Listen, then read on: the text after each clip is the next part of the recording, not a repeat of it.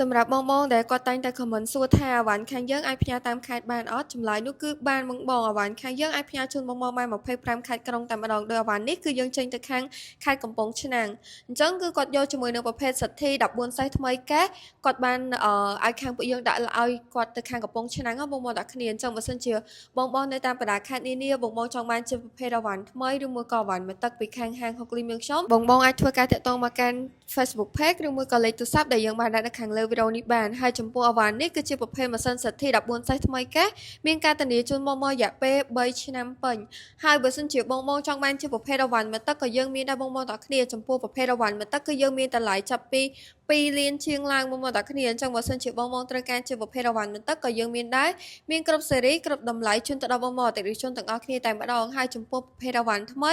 យើងមានទាំងប្រភេទថ្មីគូបតាថ្មីកូនកាត់ហើយនិងថ្មីយ៉ាន់ម៉ាបងត្រូវការជាប្រភេទមួយណាអាចធ្វើការតាក់ទងមកបានទៅកាន់ Facebook Page ហុកលីមសាខាបាត់ដំបងបានឬមួយក៏លេខទូរស័ព្ទដែលយើងបានដាក់នៅខាងលើវីដេអូនេះបានបងទាំងគ្នាអញ្ចឹងបើសិនជាបងនៅតាមបណ្ដាខេត្តគាត់មានតម្រូវការអាចធ្វើការតាក់ទងមកកាន់ហាងហុកលីមយើងខ្ញុំបានអរគុណបង